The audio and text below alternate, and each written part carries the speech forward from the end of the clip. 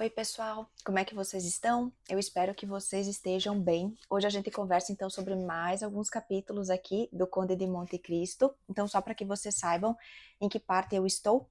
Essa semana que passou, então, eu finalizei a parte 4. Eu li do capítulo 14, O Pão e o Sal, até o capítulo 5, então, da parte 5, que é o arrombamento. E, gente, esses últimos capítulos que eu li aqui essa semana, olha, meu Deus, capítulos maravilhosos. Então, eu vou comentar um pouquinho de uma forma mais generalizada aqui com vocês o que é que está acontecendo. Mas, na última semana, nós terminamos ali com o conde, né, sendo convidado, então, pela condessa de Morcerf a ir à sua residência para participar de um baile. E, neste momento, né, neste novo capítulo que inicia aqui o pão e o sal, nós temos, então, todos os convidados ali neste baile, o conde conversando com a condessa, né? A condessa ali tentando oferecer bebidas ou alimentos para o conde, mas o conde não quer comer, o conde não quer beber. Inclusive, esse é um detalhe muito interessante aqui que salta aos olhos quando a gente faz essa leitura, porque em todos os momentos em que o conde aparece em algum baile, em algum jantar, em alguma refeição, ele não come e ele não bebe. Então, daí é que vem também essa ideia que algumas pessoas têm a respeito dele, de que ele talvez seja um vampiro, né? Ele tem essa aparência mais pálida, né, ele não se alimenta, então algumas pessoas, né, principalmente quando o Albert e a Condessa G estão juntos ali, eles falam muito a respeito disso, né, de que talvez o Conde seja um vampiro. Pois bem, durante este baile nós temos ali, né, a família Morcerf, nós temos a família de Villefort, nós temos os Danglars, só que o senhor de Villefort acaba não indo a este baile, ele não faz questão de estar presente, e lá pelas tantas ele vai chegar então ali na residência da condessa, avisando que a Marquesa de Saint-Méran está na sua residência, avisando que o Marquês de Saint-Méran morreu. Então, é um choque para Valentine, neste momento, ela ficar sabendo que o avô faleceu.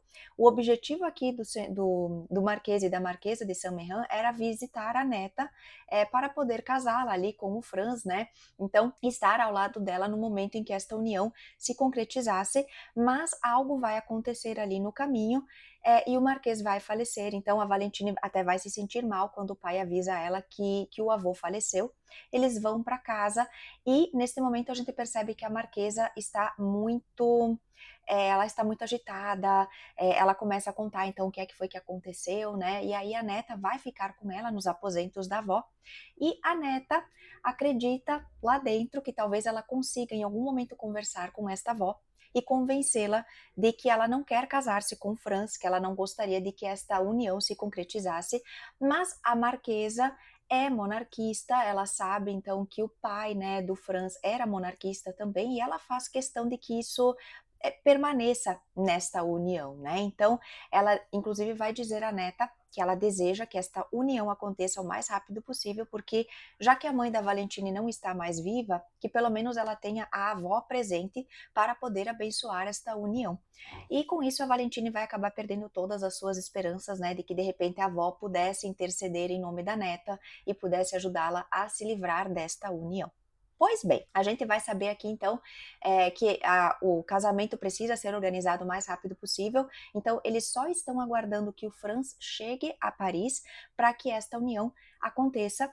E a Marquesa, inclusive, vai dizer que ela deseja conversar com o Franz antes de que este casamento aconteça, justamente para poder conversar com ele, né, para dar a ele todas as informações, né, o que ela deseja, o que ela espera dele em relação à neta. E depois disso, então, a gente vai ver que a Valentine vai sair meio desnorteada, ela vai em direção ao jardim, e quando ela está ali no jardim, a gente sabe que esse jardim é um ponto de encontro dela e do Maximilien. Então, o Maximilien, sabendo do que tinha acontecido, ele vai sair da festa, ele vai sair do baile, e ele vai em direção, então, à residência ali da Valentine, e ele vai ficar esperando por ela ali na cerquinha, né, onde eles costumam se encontrar. Ele vai acabar chamando por ela, e nisso ela está ali no jardim, e eles acabam conversando. Então, a Valentine vai contar a ele o que é que está acontecendo, ela vai dizer a ele, então, que a avó deseja que ela se case o mais rápido possível, e nisso o Maximilien vai dizer, né, que enquanto ele estava ali na festa, o Franz chega, então ele correu justamente para ver como ela estava, mas também para avisá-la de que Franz já está em Paris.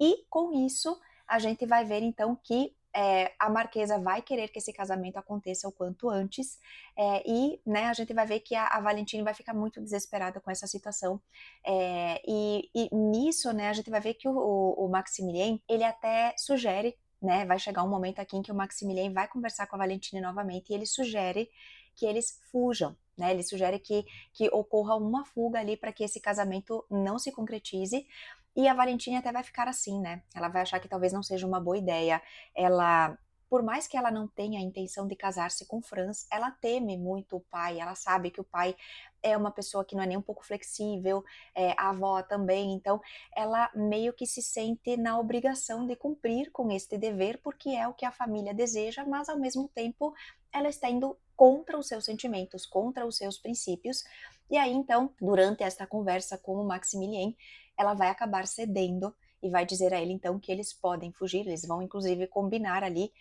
o horário para que eles possam então se encontrar e fugir, porque logo depois ali que o Franz chega, vai ficar então acertado que no dia seguinte, mais ou menos, ele vai então, eles vão concretizar ali a união. Só que uma coisa muito interessante vai acontecer aqui. Por quê? Depois dessa conversa toda ali com o Maximilien, depois desta primeira noite da Marquesa na casa do senhor de Villefort, no dia seguinte a Marquesa vai acordar se sentindo mal, com uma febre, e ela vai dizer que ela teve uma noite horrorosa e que durante esta noite, isso ela está conversando com o senhor de Villefort e com a Valentine. Durante esta noite, ela acredita ter visto um vulto ali dentro do quarto dela, uma pessoa, um vulto branco, que mexeu no copo que está ali do lado da cama dela. E aí, tanto a Valentine quanto o pai vão acreditar que talvez, né, esta visão que ela acredita ter encontrado ali, ter visto ali esse fantasma, seria só uma alucinação, né, por conta desta febre, por conta de tudo isso que está acontecendo com ela, e a Marquesa acredita que o marido, que seja o fantasma do marido que voltou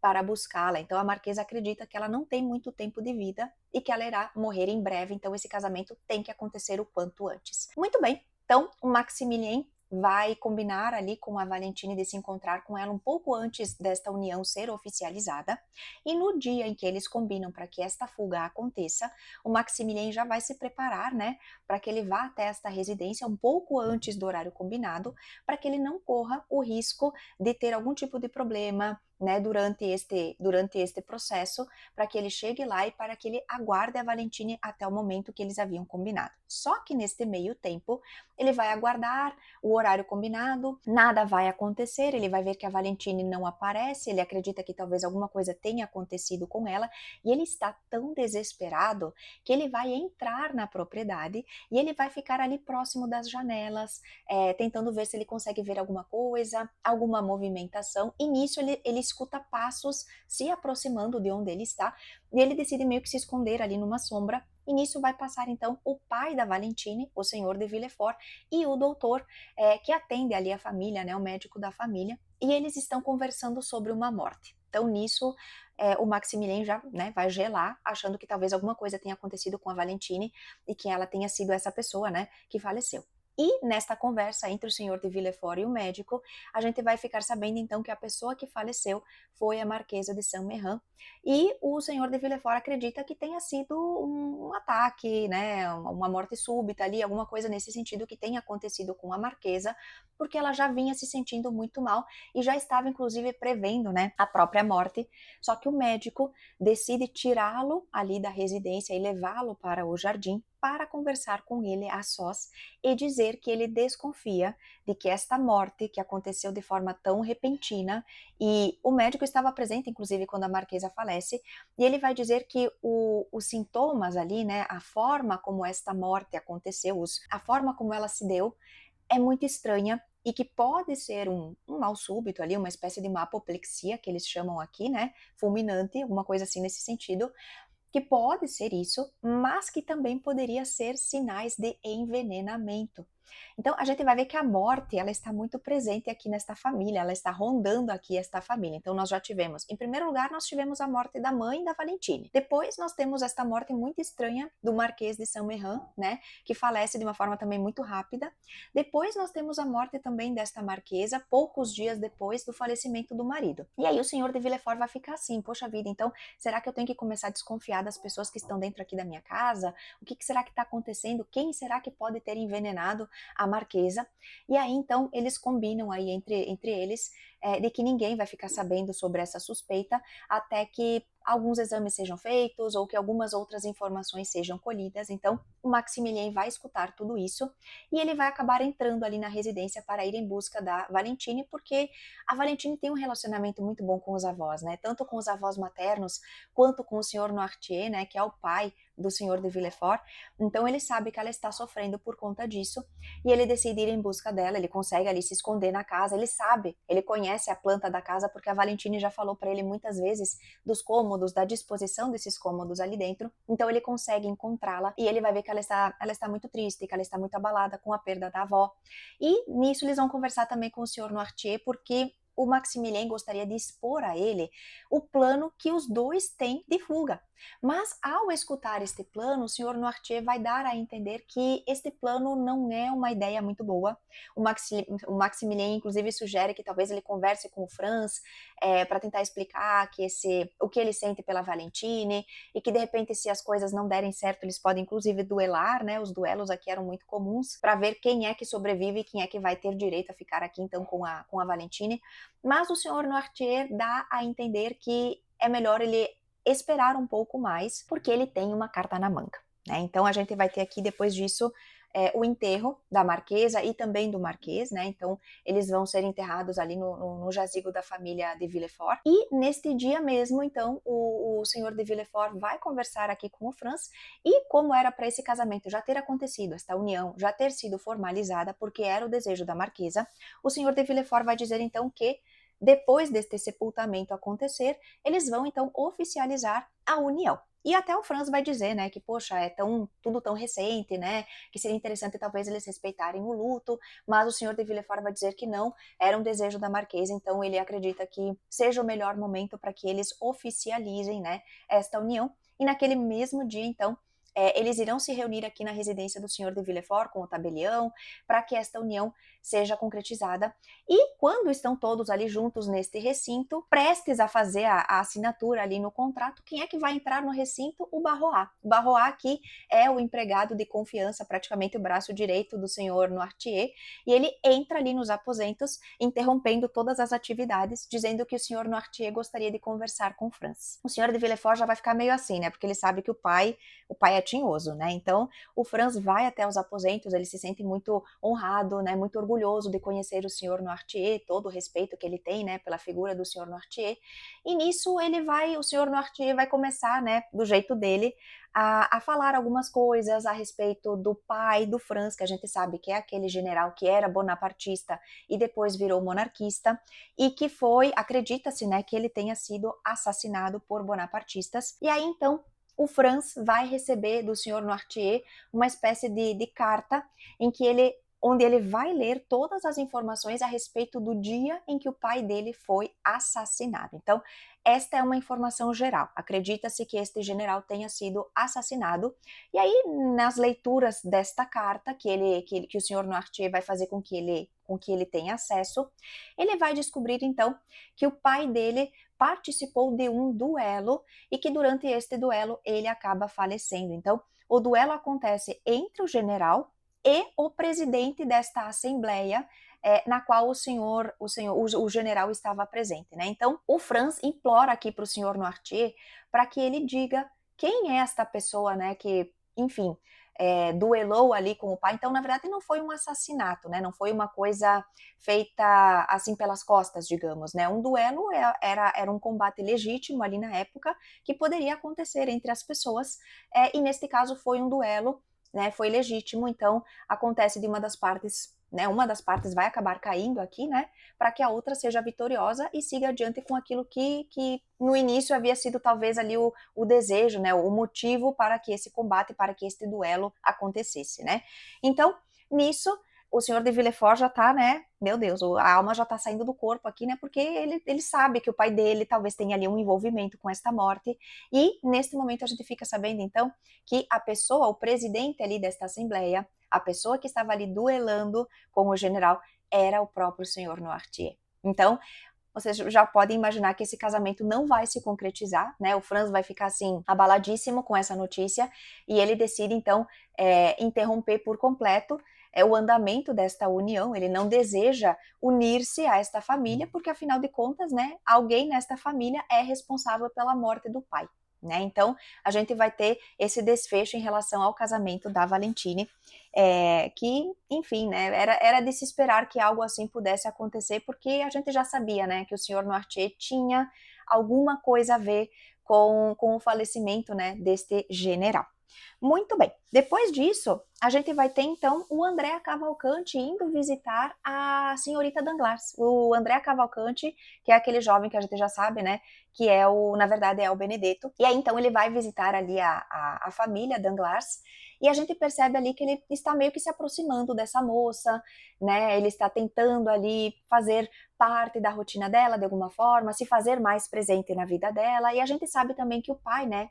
O senhor Danglars, ele nutre uma vontade de que a filha se junte ali, se case com este rapaz, porque, enfim, o dote que ele tem é maior, a renda que ele tem é maior, é superior à renda do Albert de Morcerf. Então, a gente vai ver que depois o Conde vai acabar até visitando o Danglars, e o Danglars até vai comentar, né, que o Conde de Morcerf nunca mais o procurou para oficializar esse relacionamento, essa união, esse casamento, enfim. E aí o Conde acaba assumindo a responsabilidade de conversar, né, com o Conde de Morcerf, para que ele então vá conversar ali com o Danglars e possa oficializar essa união, porque o senhor Danglars está um pouco infeliz, né, com o andamento das coisas, parece que está tudo muito lento, as coisas não estão acontecendo do jeito que deveriam, né? E aí a gente vai ver que essa conversa até vai acontecer entre o Conde de Morcerf e o senhor Danglars, mas é uma conversa muito fria, muito distante. A gente sabe, né, que o Fernand, que é o Conde de Morcerf, e o Danglars eram muito amigos no passado, né, tanto que eles orquestraram todo aquele plano que manteve ali o Edmond Dantes na prisão durante muitos anos. Então, eles tinham ali no começo um relacionamento, mas depois do tempo a coisa esfriou, eles meio que se afastaram, e o Conde de Morcerf até vai se sentir um pouco humilhado ali, né, por conta dessa conversa que ele vai ter com o pai da senhorita Danglars, e, enfim, ele vai sair ali da residência meio infeliz com essa conversa, e ok. Uma coisa que vai acontecer aqui, minha gente, é o seguinte: a gente tem a Aide, né, que é essa princesa, essa moça que vive com o conde, e que ele diz a todo mundo, né, ele fala para as pessoas que ela é uma espécie de escrava que ele mantém ali, mas essa menina tem uma conexão muito, muito importante aqui com um dos personagens, que seria então o Conde de Morcerf. E aí, num determinado dia, o Albert vai fazer uma visita aqui ao Conde, e o Conde vai pedir então ao Albert se ele não gostaria de conhecer a Aide, né? Na verdade é o Albert, é o oposto, o Albert que gostaria de ser apresentado a essa princesa, porque ela é uma moça de uma beleza estonteante, exótica. Quando ela passa, as pessoas ficam olhando para ela. Então ele tem um interesse e até uma curiosidade em conhecer essa moça pessoalmente, em conversar com ela. E então o Conde decide que é o momento, né, para que o Albert converse com essa moça, para que ele a conheça de uma certa forma. E aí quando o Conde o introduz ali nos aposentos da Aide, ele vai conversar com ela em grego, porque o Albert não entende absolutamente nada. E aí a Aide até vai dizer, né? Aí ele vai perguntar a ele em qual língua ela deveria conversar aqui com o Albert. E aí então o Conde decide que a melhor língua para que eles possam conversar é o italiano.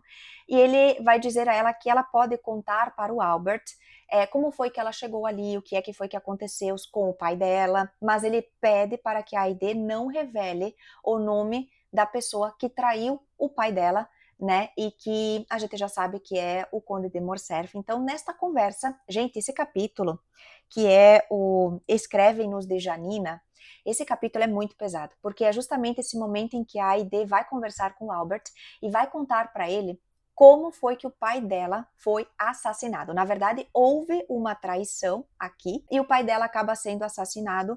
E a mãe dela, depois de tudo o que aconteceu, a mãe dela acaba não resistindo e ela acaba falecendo também, de modo que a Aide vai ficar sozinha e ela acaba então parando ali nas mãos do Conde. Mas ela vai contar todo o passo a passo aqui pra gente. É muito triste e ao mesmo tempo é revoltante, né? Porque ela vai contar que o pai vai ser traído e vai ser meio que vendido aqui aos turcos e ele vai ser assassinado. Só que o pai tinha um oficial francês que era de confiança e este oficial francês é justamente a pessoa que vai traí-lo e que depois, por conta desta traição, desta venda que é feita aqui, ele vai receber uma grande fortuna, e nisso o Albert vai ficar muito interessado, ele quer saber quem seria esse oficial francês que causa todo este mal, todo este sofrimento, né, para Aide, mas o conde e ela já têm este combinado, então, de que este nome não vai ser revelado, pelo menos não por enquanto, né?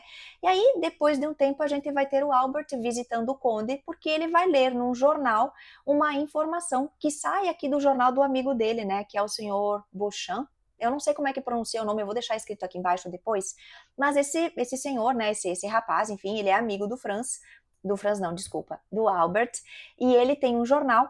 E aí o Albert vai ler uma informação ali, né, sobre este acontecimento, justamente sobre isso que ele havia conversado com a Aide, e embaixo ali, eles ficam sabendo que o nome da pessoa que teria traído este sultão, né, que é o Ali Pasha, Ali Tebelin, se eu não me engano é o nome, mas eles chamam ele de Ali Pasha, esta pessoa seria, o nome deste oficial seria Fernand. E aí, quando o Albert lê esta informação, ele vai se sentir extremamente ofendido, porque Fernand é o nome do pai dele, e aí ele vai até a casa do conde dizendo que ele vai conversar com um amigo, dizendo a ele que então eles devem duelar, caso ele não retire essa informação do jornal. E aí então o conde orienta, né, o Albert a ir conversar com o amigo, enfim, tentar convencê-lo talvez, né, de que seja melhor ele retirar ali o nome, essa informação do jornal, mas o conde ressalta que Fernand é um nome que poderia ser qualquer Fernand, não existe nenhum sobrenome envolvido ali, né, mas o Albert toma isso como algo pessoal e ele não quer que a imagem do pai seja denegrida, que as pessoas pensem que talvez ele esteja envolvido com o que aconteceu. E nesta conversa com o amigo, então ele vai até o jornal já com a cabeça fervendo, né? Ele já está ali com muito ódio, com muita raiva. Ele vai então dizer ao amigo que o nome Fernand é justamente o nome do pai dele e ele exige então que o amigo retire esta informação, que ele se retrate dessa informação que está escrita. E nisso o Beauchamp vai dizer para ele que ele só vai retirar essa informação quando for provado para ele que o Fernand não tem nenhum tipo de envolvimento, que é realmente uma mentira, que é uma calúnia esta informação, né? E com isso o Albert vai ficar completamente transtornado, né? Depois disso, a gente vai ver que o Albert, na saída deste jornal, ele vai acabar encontrando ali no trajeto o Maximilien. Então, o Maximilien tá, assim, todo elétrico, né, agitado, porque ele recebe a informação de que o senhor Noirtier quer conversar com ele. O Barrois vai até a residência ali do Maximilien para passar esse recado, e a gente vê então no trajeto que o Albert e o Morrel, né, o senhor Morrel ali, o Maximilien, estão próximos, e a gente vai ter então essa informação, né, de que o Maximilien precisa ir até a residência ali do senhor de Villefort para conversar com o senhor Noirtier, e o Barrois está junto com ele. A gente vê que o Barrois nem consegue acompanhar direito o ritmo, né, porque o Maximilien está praticamente correndo aqui para poder ir até a residência, e chegando lá, então, ele é introduzido nos aposentos, né, do senhor Noirtier, e a Valentine, então, irá contar para o Maximilien quais são os planos do avô. E nisso o Barrois está ali dentro desse cômodo, todo esbaforido, né, cansado, porque enfim ele não conseguia acompanhar os passos aqui do Maximilien. Então a Valentine vai explicar quais são os planos do avô. Ela vai dizer que o avô não tem mais vontade de permanecer ali dentro desta residência e que se ele sair desta residência, ela irá com ele, e isso se o pai dela aprovar. Se o pai dela não aprovar, ela vai esperar mais um tempo, porque dali a uns 10 meses, mais ou menos, ela vai atingir a maioridade, e depois disso ela pode ser dona, digamos assim, das suas próprias decisões. E aí, então, ela diz, né, que caso isso se concretize, caso ela consiga sair desta residência e viver com o avô, eles vão poder finalmente oficializar a união, né? Então, o Maximilien e a Valentine vão poder se casar. Nesse meio tempo, né, como eu comentei com vocês, o Barrois está muito cansado, muito esbaforido, ele está com sede, e aí a Valentine sugere então que ele beba uma limonada que está ali perto, né, para que ele possa saciar a sua sede e para que ele possa se refrescar depois dessa caminhada agitada que ele teve ali com o Maximilien. Quando o Barrois bebe esta limonada, depois de uns minutos, ele vai começar a passar mal, ele vai começar a se sentir muito mal, ele vai ter ali uns sintomas muito estranhos, e na residência está o doutor, esse médico que é o médico da família, estava ali para cuidar do meio-irmão, da Valentine, e ele é chamado para os aposentos, então todo mundo vai para lá, o pai dela, esse médico. Nisso o Maximilien se esconde, né, para que o pai dela não o veja, ele acaba, né, se afastando ali da área para que o pai não o veja. E eles vão ver que o Barrois está passando muito mal. O médico vai dar umas instruções para que eles tragam ali alguns elementos, né, para que possam ajudá-lo a fazer com que o Barrois se sinta melhor. E eles vão retirá-lo ali do recinto, vão levá-lo para um outro cômodo. Só que a forma ali como ele está se sentindo, né, ele vai explicar para o médico quais são os sintomas, o que é que ele está sentindo, e nisso o médico já vai meio que ficar alerta. Ele vai pedir para que a Valentine se afaste, ele vai ser até um pouco rígido com ela, né? Nos outros capítulos, a gente vê que o relacionamento dela com esse médico é quase um relacionamento de pai e filha, né? Ele tem uma filha da mesma idade da Valentine e ele gosta muito da menina, né? Da Valentine. E ele é meio duro, assim, com ela, meio rígido. E aí até ela estranha, né, esse comportamento e ele pede para que ela se afaste. E eles tiram o Barrois dali, levam ele para um outro aposento, só que infelizmente todas as tentativas ali do médico de salvá-lo não serão suficientes. E aí ele faz com que o líquido desta garrafa, né, seja entregue a ele e ele diz ao senhor de Villefort que ele acredita que tenha sido um envenenamento que tenha acontecido ali. Então ele vai explicar para o senhor Noirtier que ele vai fazer uma espécie de um experimento ali, né? Ele vai pegar uma parte deste líquido, desta limonada, e vai colocar ali num elemento específico. E se ele trocar de cor, agora eu não lembro qual que era a cor, se era verde, eu acho que é verde. Se a mistura ficar verde, isso significa, verde ou azul, gente, eu não lembro mais qual que era a cor. Significa então que a substância que estava ali nesta bebida era venenosa. E, de fato, é o que vai acontecer. E aí, gente, a conversa que a gente vai ter entre esse médico e o senhor de Villefort é a coisa mais bizarra que eu já escutei, porque eu não imaginava que, né, as coisas fossem seguir este caminho. O médico vai dar a entender para o senhor de Villefort que a pessoa que está por trás destas mortes, destes envenenamentos, é nada mais, nada menos do que a filha do senhor de Villefort, a Valentine. Gente, como assim Valentine sendo suspeita da morte de todas essas pessoas? E daí qual que é a conclusão do médico? Ele acredita que a Valentine seja responsável porque em todos os momentos, de uma certa forma, ela estava presente. Bom, tirando o envenenamento ali do avô, a gente não sabe se foi envenenamento, né? Enfim, esta morte ali do avô, no momento em que a avó falece, ela está presente, no momento em que o Barrois falece, ela está presente também.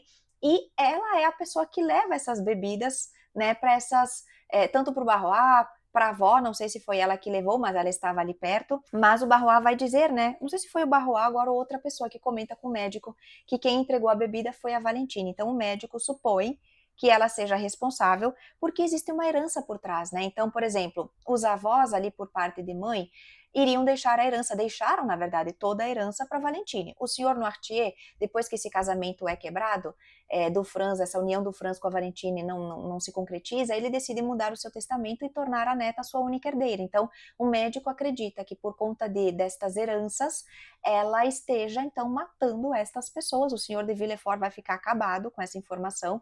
Ele não quer acreditar que a filha talvez tenha algum envolvimento com essas mortes. Inclusive, o médico sugere, né? Ele vai dizer que a partir de agora ele não vai mais, se ele for chamado para essa residência, que ele não quer mais compactuar com isso, ele não quer mais estar presente, né? Quando essas coisas acontecerem, porque ele sabe exatamente o que é que está acontecendo. Alguém está envenenando essas pessoas e ele desconfia que seja a senhorita Valentim. Então, com isso, o pai vai pedir, então, novamente, né, silêncio, que ele não comente nada com ninguém, porque, enfim, ele precisa de um tempo para processar todas essas coisas. E ao final deste capítulo, a gente vai ver que os funcionários aqui dessa casa, eles querem ir embora. Então, eles solicitam a demissão. Eles vão dizer que eles não podem mais ficar nesta casa onde a morte ronda, né, as pessoas. E por mais que os donos ofereçam aqui aumentos, melhores salários até para eles, eles decidem que eles não vão ficar. E aí a gente termina esse capítulo com o senhor de Villefort vendo a Valentine chorando de um canto, num lado, e a mulher dele, a senhora de Villefort, do outro, com um sorriso no rosto meio sarcástico, uma coisa assim, meio macabra. Então fica desta forma. Até a parte que eu li, nós não tivemos mais informações aqui a respeito da Valentine e o que vai acontecer em seguida, né? Depois disso, nós temos, deixa eu só ver em que parte que eu estou. Ah, sim. Depois disso, então, a gente vai ter o Caderrousse, né? Ah, o nosso velho amigo Caderruccio, não é mesmo? Que está de volta. Ele vai visitar então aqui a residência onde está o Andrea Cavalcanti para recolher ali o dinheiro que foi prometido a ele, né? Uma espécie de uma mesada, 200 francos, se eu não estou equivocada. Mas quando o Andrea volta, porque o Andrea não está em casa nesse momento, quando o Andrea volta, o criado dele vai dizer então que o Caderruccio esteve ali, né? Que acho que eles nem chamam ele de Caderruccio, vão usar um outro nome, que é um amigo ali, enfim, que o André tem, né, que ele foi ali na residência para buscar, né, aquela mesada, aquela ajuda, né, que o André dá todo mês, mas que ele não aceitou o dinheiro. E aí, então, ele recebe um bilhete que o Caderruccio diz a ele para encontrar ele no lugar combinado, num lugar, né, que eles conhecem. E o André, então, vai até a residência ali, o espaço onde o Caderruccio está ficando. E nisso, o Caderruccio começa a dizer para ele que esse valor que ele está recebendo é muito baixo, que é muito pouco, e que ele gostaria de uma quantia maior, e que se ele recebesse essa quantia mais alta, ele poderia sumir definitivamente, se afastar da vida do André. Mas ele sabe, né? O André sabe que talvez isso sejam só palavras jogadas assim, né? Que talvez o Caderruccio não cumpra com essa promessa, como também não cumpriu com a anterior, né? De se contentar ali com esse valor que ele estava dando a ele. E nisso, então, o Caderruccio sugere uma quantia, né? Mas ele sugere que o André consiga essa quantia sem que ele precise mexer no dinheiro que ele já recebe. E com isso, o André vai entender que o Caderruccio está sugerindo é que ele roube este valor e entregue ao Caderruccio. E aí o André vai comentar com o Caderruccio que ele acredita ter encontrado o pai. E ele acha que o pai, o verdadeiro pai dele, é o Conde de Monte Cristo. E que o Conde vai deixar para ele uma herança quando ele falecer, porque o Conde ajuda muito o Andrea, ele dá dinheiro para ele o recebe nas suas residências ali, né, tanto na residência principal quanto na residência de campo, e que ele consegue caminhar ali pelos cômodos livremente, como um amigo muito íntimo do Conde, então ele acredita que o Conde seja este pai, né, que ele desconhece, e nisso, então, o que vai acontecer? Eles vão bolar um plano para que a casa do Conde de Monte Cristo seja invadida, porque ele vai dizer que existe uma escrivaninha em um dos cômodos do Conde que está sempre trancada, mas que a chave fica ali por perto, fica ali sobre a mesa, enfim, sobre a própria escrivaninha. E nisso ele vai dar toda a planta de todos os cômodos da casa para o Caderruccio, para que o Caderruccio vá até esta residência e ele, né, enfim, faça o que tem que ser feito, porque o André vai dizer que logo mais o Conde vai se ausentar desta residência e ele vai então passar um tempo ali na casa de campo, que inclusive o André tinha combinado de encontrar-se com ele, se eu não estou equivocada. E aí então fica combinado que é isso que vai acontecer. O Caderruccio vai invadir essa residência e vai tentar abrir essa escrivaninha, porque ele acredita que ali dentro tenha muito dinheiro, né? Que tenha talvez, sei lá, ouro ou alguma coisa que ele possa usufruir. Só que o Conde de Monte Cristo vai receber uma carta anônima avisando a ele então desta possível invasão. E o Conde acredita que talvez queiram matá-lo, né? Ele recebe esta carta e ele acredita que talvez queiram matá-lo. E aí então ele decide ficar ali na residência, ele tira praticamente todos os criados de casa, ele pede apenas para que o Ali fique ali com ele, né? Que é esse fiel escudeiro que ele tem. E aí o Conde ali nessa residência, ele tem meio que uns cômodos secretos, então ele consegue visualizar coisas ali dentro, né, de um determinado lugar em que ele se encontra. Então vai acontecer essa invasão, e aí essa pessoa vai invadir a casa dele à noite, ele vai ficar ali dentro escondido neste cômodo, ele e o Ali, e ele vai dizer que não é para o Ali, para o empregado, agir até que ele dê o sinal, caso isso seja necessário. Quando o Caderruccio invade a residência, existe uma outra pessoa que fica ali embaixo na rua para cuidar, né, dos movimentos da casa, enfim. E aí ele vai entrar justamente no cômodo em que essa escrivaninha se encontra, ele vai quebrar ali o vidro e ele vai entrar ali, só que ele percebe que na escrivaninha não há a chave, que era o que o André havia dito para ele, que a chave sempre está ali próximo, mas nesse momento então a chave não está ali, mas ele tem todos os apetrechos necessários ali para arrombar, né, para abrir essa escrivaninha, e ele usa uma espécie de luz, como se fosse uma lanterna, alguma coisa ali para que ele consiga abrir essa escrivaninha, e nisso o Conde consegue ver o rosto dele e descobre que a pessoa que está invadindo a sua casa é o Caderruccio. E aí o Conde vai fazer o quê? Nesse meio tempo ele vai trocar suas roupas, ele vai se fantasiar de abade, do Abade, de Abade Busoni, né, que foi o Abade que deu aquele diamante lá pro Caderhussi, lá no começo, que depois deu todo aquele problema, né, que o Caderhussi acabou matando o joalheiro para ficar com o diamante, matou a mulher também, ficou preso, escapou lá das galés, enfim. E aí nisso, então, o Abade vai invadir o cômodo e ele vai ficar entre o Caderhussi e a janela, de modo que o Caderhussi não consiga escapar.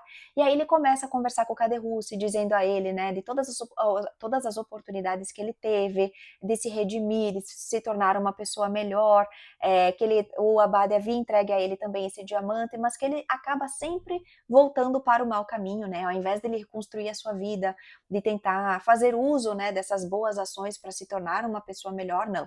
Ele decide sempre desviar a rota e ir sempre para o caminho mais fácil, que é o caminho do quê? Da chantagem, do roubo, né? Porque desta forma é sempre mais fácil obter dinheiro. Nisso, né, o Caderhussi vai dizer que foi o Andrea, né, que contou para ele sobre essa casa, sobre a disposição dos cômodos e tudo mais. Ele vai contar sobre esse rapaz. E o Conde vai dizer, então, vai pedir para que o Caderhussi escreva uma carta